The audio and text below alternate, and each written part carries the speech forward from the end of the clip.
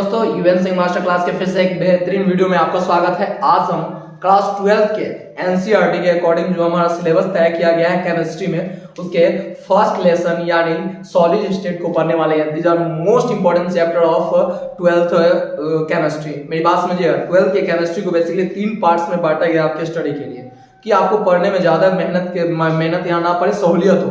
पहला हो गया फिजिकल, हो गया सेकेंड आपका ऑर्गेनिक, और थर्ड क्या होता है इनऑर्गेनिक। इन तीनों को तैयार करके तब आपकी केमिस्ट्री 12th की तैयार होती है, जिसमें फिजिकल केमिस्ट्री का जो फर्स्ट लेसन फर्स्ट चैप्टर जैसे आप सॉलिड स्टेट के बारे में जानते हो, वो आज हम लोग इस वीडियो के जरिए स्टडी करने वाले हैं। और प्योर मतलब ऐसी लैंग्वेज हम लोग यूज करेंगे जिससे हमको एक एक पॉइंट समझ में आए, और जो भी पॉइंट आपको अच्छे लगे उसको कृपया करके नोट करना और नोट करके एक नोट्स तैयार करो ताकि आपकी तैयारी बेहतरीन से बेहतरीन हो सके, और जिसे इस वीडियो की काफी आवश्यकता हो उस तक कम से कम इस वीडियो को अवश्य पहुंचा दे। चलिए दोस्तों, हम लोग स्टार्ट करते हैं। बात यहाँ पे करते हैं सॉलिड स्टेट की। तो सबसे पहला पॉइंट आता है सर, सॉलिड स्टेट क्या है सर। तो इसकी गहराई से अगर आप पढ़ना चाहो तो सॉलिड स्टेट को जानने से पहले हम समझते हैं पदार्थ क्या होता है, जिसको सब्सटेंस बोलते हो, जिसको मैटर बोलते हो, जिसको द्रव्य बोलते हो। क्या होता है सर द्रव्य? तो हमने बोला कि कोई भी वस्तु जो स्थान घेरती हो उसी को हम पदार्थ कहते हैं। अब क्वेश्चन आया सर, कौन स्थान घेरती है, किसमें द्रव्यमान होता है? तो हम एग्जांपल के रूप में आपको बताएं, एक पेन बताओ तो इस पेन में क्या वजन है? तो कहा कि हाँ सर। हमने कहा इस पेन को यहाँ रख रहे, स्थान घेर रही है, हाँ सर, तो इसको हम लोग पदार्थ कहेंगे। आप इस सृष्टि में कोई भी चीज देखते हो वो सारे आपके पदार्थ के फॉर्म में, वो सारे द्रव्य है। इसको देखते हुए द्रव्य को बेसिकली 3 पार्ट्स में आपको बांटा गया है। फर्स्ट जो होता है वो होता है solid, second liquid and third gas. मेरी बात समझिएगा, पदार्थ को बेसिकली 3 अवस्थाओं में बांटा गया है उसके मॉलिक्यूल्स के अरेंजमेंट के हिसाब से। ठीक कैसे? तो बेसिकली सॉलिड, लिक्विड और गैस। अब बात करते हैं सर सॉलिड क्या होता है। आप अपनी चारों ओर अभी आंख उठा करके देखो, आप जिस रूम में बैठे हो, जिस क्लास में बैठे हो, वहां पे अगर देख पा रहे होगे तो देखना चारों तरफ आपकी 3 ही अवस्था में कोई भी वस्तु दिखाई दे रही होगी। या तो वो सॉलिड होगा, या फिर वो लिक्विड होगा, या फिर वो गैस होगा। तो अगर हम बात करें तो पदार्थ को मेनली 3 स्टेजेस में बांटा गया, 3 स्टेट में बांटा गया। वैसे इसके अलावा हमारे 2 और स्टेट बचे हुए हैं जिसको हम लोग प्लाज्मा और बोस-आइंस्टाइन कंडेंसेट के रूप में भी जानते हैं। अब बात कर रहे हैं सर सॉलिड क्या होता है। तो हमने बोला solid is the state of matter, यानी जो ठोस होती है वो पदार्थ की एक अवस्था है। अब बात कर रहे हैं सर पदार्थ की एक अवस्था है, नहीं समझ में आया। हमने बोला कि ठोस एक पदार्थ की अवस्था है जिसके आकार और आयतन दोनों क्या होते हैं, निश्चित होते हैं। साथ में अगर आप इसके अरेंजमेंट को देखते हो तो इसके मॉलिक्यूल्स का जो अरेंजमेंट होता है वो काफी हार्ड फोर्स ऑफ अट्रैक्शन से मॉलिक्यूल्स आपस में क्या होते हैं, बंधे होते हैं। चलिए इसको समझने के लिए हम आपको 3 पिक्चर का यूज करते हैं। आप फर्स्ट पिक्चर सॉलिड का देख सकते हो, picture number A, second picture liquid यानी बी देख सकते हो, और थर्ड पिक्चर सी। तीनों में आप एक चीज पाते हो, ये जो भी देखते हो आप, ये पार्टिकल, इसको हम पार्टिकल या मॉलिक्यूल के रूप में भी जान सकते हैं। मॉलिक्यूल जिसको अणु आप कहते हो। अब पॉइंट आ रहा है सर, ये मॉलिक्यूल्स होते हैं, बहुत सारे मॉलिक्यूल्स से ही तैयार होकर आपके पदार्थ का निर्माण होता है। इस बात को समझना, फिर से मेरी बात समझिएगा। पदार्थ क्या होता है सर? कोई भी वस्तु जो स्थान घेरती हो, जिसमें द्रव्यमान होता है, उसे हम पदार्थ कहते हैं, उसे द्रव्य कहते हैं। पदार्थ को मेनली 3 स्टेजेस में बांटा गया है, सॉलिड, लिक्विड और गैस। सर कोई भी पदार्थ होते हैं ना, वो अणुओं, परमाणुओं, पार्टिकल, यही सबसे मिलकर तैयार होते हैं। बात किया जाए तो ये सारे जितने आपको अंदर में दिखाई दे रहा है, ऐसे तो आप देख नहीं पाते हो, लेकिन आपको विजिबल करने के लिए ऐसा दिखाया गया है, ये सारे आपके मॉलिक्यूल्स हैं। तो मेरी बात समझो, आप एक चीज पा रहे कि यहाँ पे मॉलिक्यूल्स एक दूसरे से काफी नजदीक सटे हुए हैं। यहाँ पे इनके बीच की दूरी कुछ थोड़ी सी बढ़ गई है, और यहाँ पे इनकी दूरी बहुत ज्यादा हो गई है, बहुत ज्यादा, यानी इनके बीच अब अट्रैक्शन फोर्स यानी दूरियां बहुत अधिक हो गई। स्वतंत्र इसके कण जो हो गए, स्वतंत्र हो गए। तो बात यहां से आ रही है सर कि जो 2 अणु जो होते हैं ना, 2 अणु, जैसे ये पहले अणु, ये दूसरे अणु, तो 2 अणु के बीच जो खाली स्थान होता है ना, तो उसको इंटरमॉलिक्यूलर स्पेस के रूप में जानते हैं। इसको अंतराण्विक स्थान के नाम से हम लोग जानते हैं। क्वेश्चन आएगा अंतराण्विक स्थान से आप क्या समझते हैं?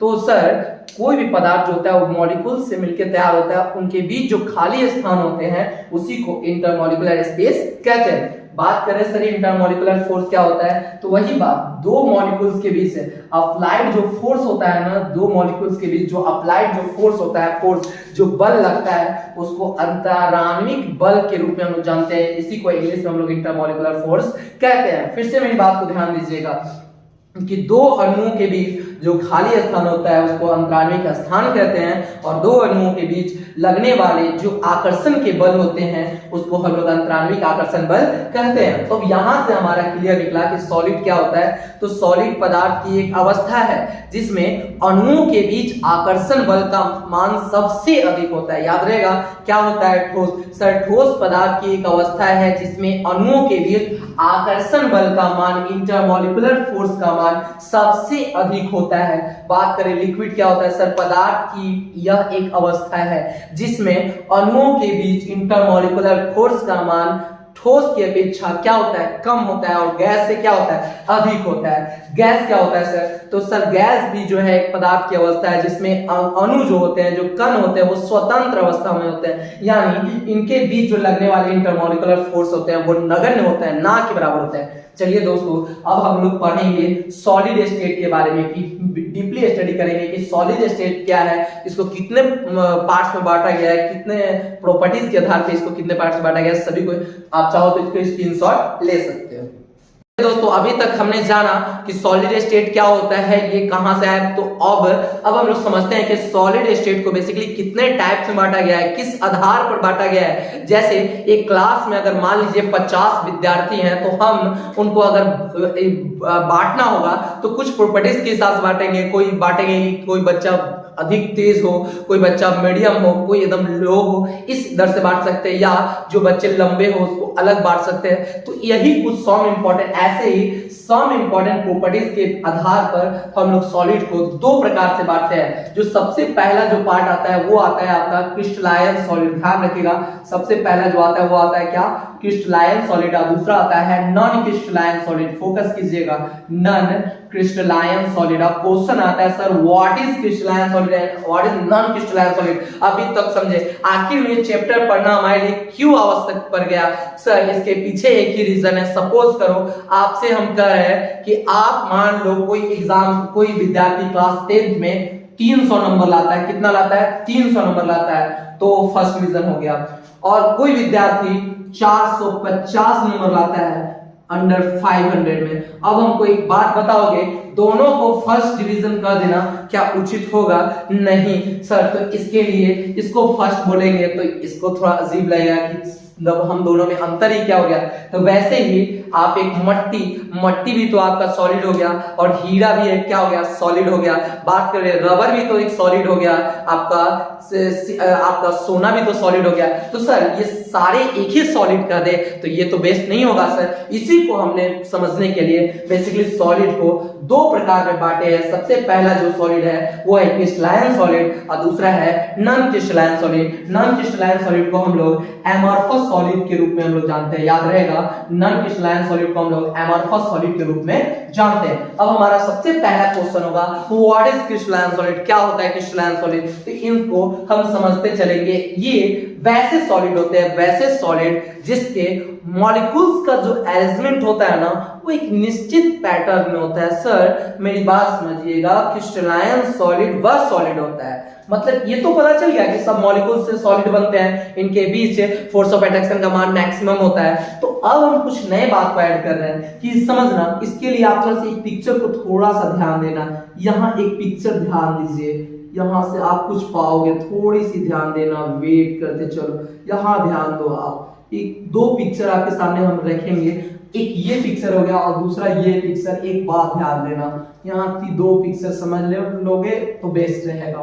क्या कहता है सर, मेरी बात समझना, दोनों सॉलिड ही है सर, दोनों सॉलिड है, दोनों मॉलिक्यूल से मिलकर बने हैं, लेकिन क्या है क्रिस्टलाइन, क्या है एमॉर्फस। तो वैसे सॉलिड जिसके मॉलिक्यूल्स, ये सारे आपके क्या है, मॉलिक्यूल्स है, वैसे सॉलिड जिसके मॉलिक्यूल्स का अरेंजमेंट यानी अणुओं की जो संरचना होती है, अरेंजमेंट ऑफ मॉलिक्यूल्स, वो एक निश्चित पैटर्न में होती है। जैसे इसको समझने के लिए हम आपको बता सकते हैं, जैसे एक वर्ग कक्ष है जिसमें पहले बेंच पे 2 बच्चे, दूसरे पे 2 बच्चे, तीसरे पे 2 बच्चे, एक निश्चित पैटर्न में चल रहा है। तो इस प्रकार के वैसे ही जब आप मॉलिक्यूल्स को एक रेगुलर अरेंजमेंट में तैयार करते हो, आप एक दीवार, एक एग्जांपल ले सकते हो। दीवार समझते हो ना, ये सपोज करो ये आपका दीवार है, तो दीवार में आप जब ईंट जब जोड़ा जाता है तो ऐसे ही ईंट जोड़ा जाता है ना, उसके बाद यहां से ये जोड़ा जाता है और उसके बाद फिर यहां से आता है, फिर यहां, फिर ऐसे। यही तो दीवार का स्ट्रक्चर होता है कि अगर सपोज करो ये हो गया